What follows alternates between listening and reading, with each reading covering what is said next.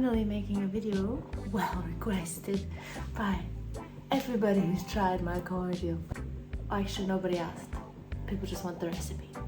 But it's a really lovely process and I have so much fun. I thought I'd show you, or try to show you. I ended up going in the evening. You're supposed to go in the morning. It's a lot more sunny and lovely.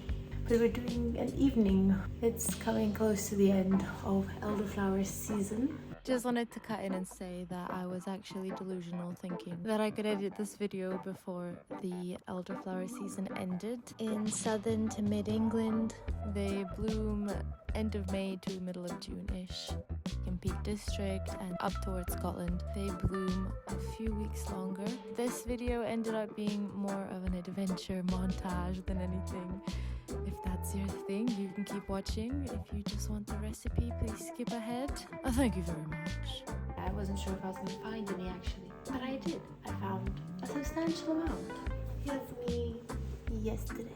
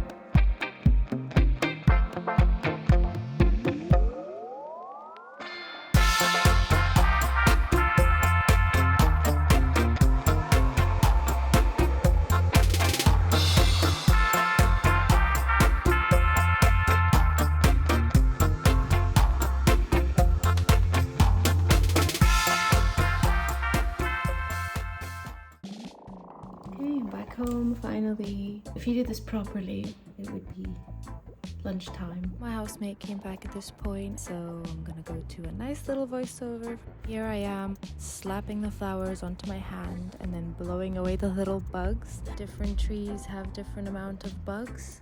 So this is what you're gonna need for day 1. And this is what you're gonna need for day 2. Then we're gonna grab a beverage. I recommend having cute scissors because they make the job much more enjoyable.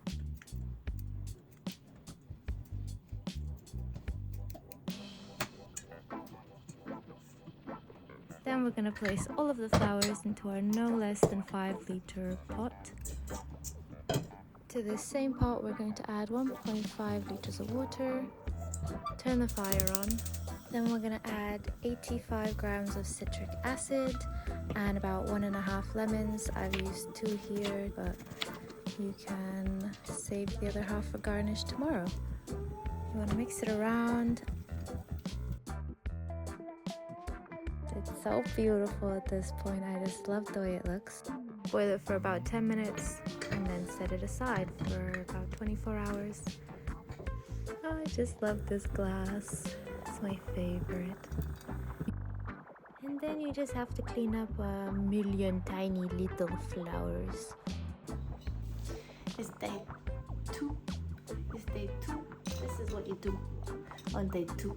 Quite like it on the light. So you need about 3 liters worth of bottles. We're gonna start off separating the solids from the liquids. So you want to put a cheesecloth over a bowl or something like that and squeeze out all the nice juice. Well, actually it's tea technically. You want to squeeze all that out, rinse out your cheesecloth and pot. Put it back on the stove. Then you want to turn your oven on to about 130 degrees Celsius. Pour your liquid into the pan. Then you add 2.5 kilograms of sugar, and yes, I know this is a very big amount of sugar, but this is twice the strength of cordial that I made my very first time, so I think you just get more glasses out of one bottle this way, which is good enough for me. So you want to mix it around and turn the heat on. While that's coming to the boil, you want to rinse out all your bottles in warm soapy water, and you're going to want to rinse them out afterwards.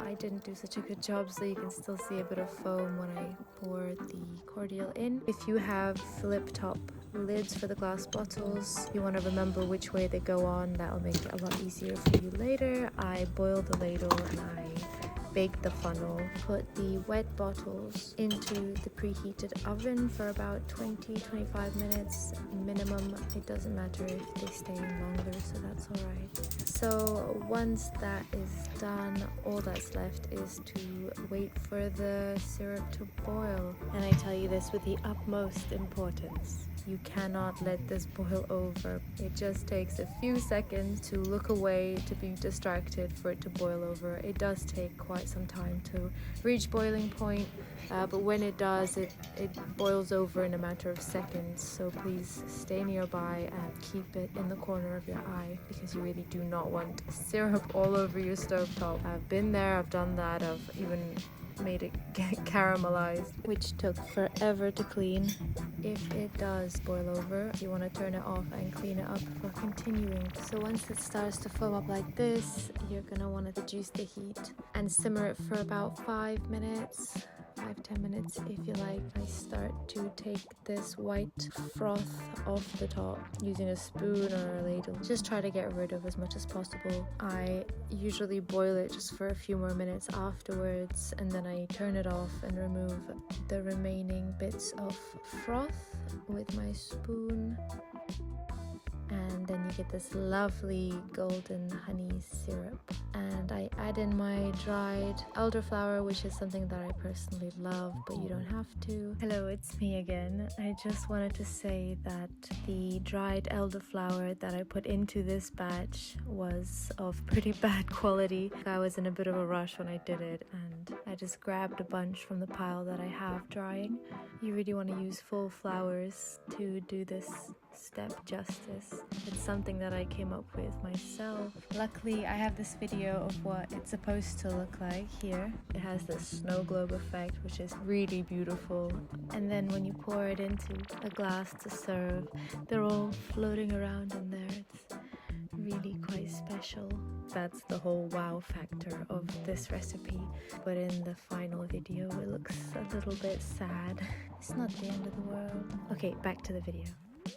And the last step is to take the bottles out of the oven. Be very careful, they are hot, but you do want to make sure the bottles and the syrup are hot when you do this part if you want it to be shelf stable.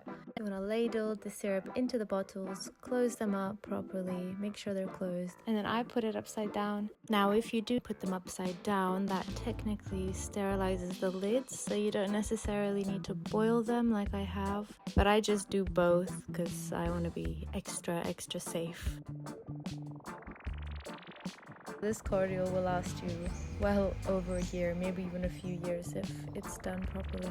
And I really love to add these tea-stained, handwritten elderflower cordial labels on them with the ingredients. I think it makes all the difference.